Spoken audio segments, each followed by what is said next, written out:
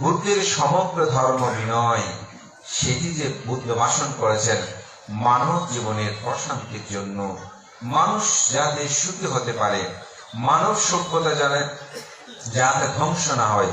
যদি পঞ্চশীলটা পালন করে একটা পরিবারে একজন মানুষ, আমার মনে হয় তার কোনো শত্রু থাকবে না, তার সাথে কারো কোনো দ্বন্দ্ব বিভেদ উৎপন্ন হবে না।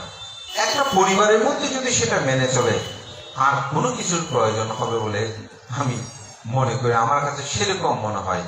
কারণ বুদ্ধের আদর্শ শিক্ষা এমন ভাবেই প্রভাবিত, যদি সেটা মানুষের জীবনে প্রতিপালন করে, আমার মনে হয় সেটা কখন অন্ধকারে যাবে না।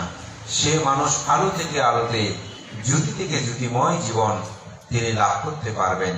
বুদ্ধের সমগ্র ধর্ম বিনয়, সেটি যে বুদ্ধ ভাষণ করেছেন মানব জীবনের অশান্তির জন্য, মানুষ যাতে সুখী